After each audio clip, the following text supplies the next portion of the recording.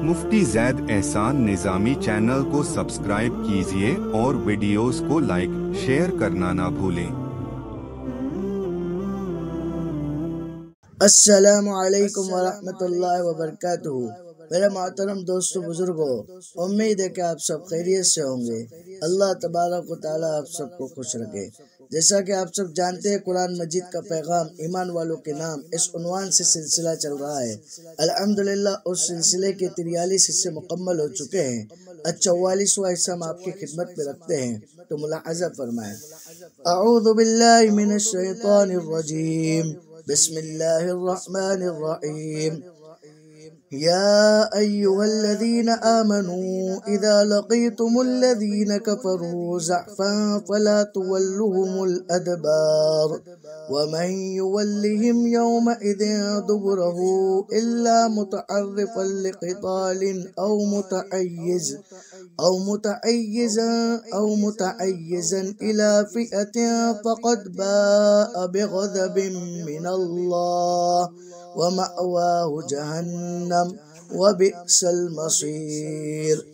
آیت کا ترجمہ ہے، اے ایمان والو، جب تم کافروں سے میدان جنگ میں بھیڑو تو ان سے پیٹ پھیر کر نہ بھاگو، اور جو شخص اس وقت پیٹ پھیرے گا وہ اللہ کے غصے کا مستحق ہوگا اور اس کا ٹھکانہ جہنم ہوگا، اور وہ بہت ہی بری جگہ ہے، سوائے اس شخص کے جو لڑائی کے لیے ادھر ادھر ہٹتا ہو یا جو اپنے لشکر کی طرف پناہ لیتا ہو۔ اس آیت کریمہ کی تشریح ہے، مسلمانوں کو ان آیتوں میں اسلام کا ایک جنگی قانون بتلایا گیا ہے کہ میدان جہاد میں جب کافروں سے تمہاری جنگ چھڑ جائے تو لڑائی کی سختی اور خوفناکی سے گھبرا کر بھاگ مت جانا، بلکہ جم کر ڈٹ کر لڑتے رہنا۔ چونکہ دشمن کے مقابلے سے بھاگنے کے اثرات بہت ہی زیادہ برے ہو سکتے ہیں، خاص کر جب جنگ کا میدان گرم ہو چکا ہو۔ مثلا نمبر 1، دشمن غلبہ پا جائے۔ نمبر 2، ہمارے لوگ زخمی بھی زیادہ ہوگے اور شہید بھی زیادہ ہوگے۔ نمبر 3، دشمن ہمارے ہتھیار اور ساز و سامان پر قبضہ کر لیں گے۔ نمبر 4، ہمیں بھاگتا ہوا دیکھ کر ہمارے ساتھی کم ہمت ہو جائیں گے۔ نمبر 5، اسلامی دعوت رک جائے گی، آگے بڑھنے اور ترقی کرنے کے لیے اسے مدد نہ مل سکے گی۔ یہ دنیاوی نقصانات تھے، اور اخروی نقصان یہ ہوگا کہ اللہ تعالیٰ اس شخص سے ناراض ہو جائیں گے اور ایسے شخص کا ٹھکانہ جہنم ہوگا۔ ہاں، اگر ایسا شخص بعد میں سچی توبہ کر لے تو اور بات ہے۔ انہی وجوہات کی بنا پر میدان جنگ سے بھاگنا گناہ کبیرہ ہے۔ لیکن 2 حالتوں میں اجازت ہے کہ کوئی شخص اپنی جگہ سے ہٹنا چاہے تو ہٹ سکتا ہے، اس پر کوئی گناہ نہ ہوگا، کیونکہ یہ دونوں صورتیں ڈر کر بھاگنے کی بنا پر نہیں ہے، بلکہ اسلام اور مسلمانوں کی مدد کی نیت سے صرف جگہ بدلی جا رہی ہے، میدان نہیں چھوڑا جا رہا ہے۔ وہ 2 صورتیں یہ ہے، نمبر 1، جنگی چال کے طور پر دشمن کو غفلت میں رکھنے کے لیے کوئی داؤ کرنے یا چال چلنے کے لیے پیچھے ہٹے، پھر موقع پا کر دشمن پر حملہ کرے۔ نمبر 2، موجودہ لڑنے والی فوج کم ہو، جس کی بنا پر جنگ کرنے والا مرکز کی طرف چلا جائے تاکہ اور ساتھیوں کو لے کر آئے اور جنگ کرے۔ غزوہ بدر میں یہ آیتیں نازل ہوئی، اس وقت یہی حکم تھا کہ خواہ کتنی ہی بڑی تعداد سے مقابلہ ہو جائے، میدان جنگ سے بھاگنا جائز نہیں۔ جنگ بدر میں یہی صورت تھی کہ 313 کا مقابلہ تگنی تعداد میں 1000 سے ہو رہا تھا، مگر بعد میں آسانی کے پیش نظر یہ قانون جاری کر دیا گیا کہ اگر مسلمان 100 آدمی جمع ہو تو 200 دشمنوں پر غالب آ سکیں گے۔ اس میں اشارہ کر دیا کہ اپنے سے دگنی تعداد تک تو مسلمانوں ہی کے غالب رہنے کی امید ہے، اس لیے میدان سے بھاگنا جائز نہیں۔ ہاں، دشمنوں کی تعداد دگنی سے بھی زیادہ ہو جائے تو ایسی حالت میں میدان چھوڑ دینا جائز ہے۔ جمہور امت اور ائمہ اربعہ کے نزدیک حکم شرعی یہی ہے۔ آیت کریمہ کی تشریح یہاں مکمل ہوئی، اب ذرا جہاد پر ہونے والے اعتراض اور اس کا جواب ملاحظہ فرمائیں۔ اعتراض: جہاد مال کفار یعنی کافروں کے ساتھ جنگ پر بعض سرکش لوگ اعتراض کرتے ہیں کہ اس میں خون ریزی اور فتنہ اور فساد ہے، جس سے عالم میں بے رحمی اور بگاڑ اور خرابی پیدا ہوتی ہے جو انسانیت کے خلاف ہے۔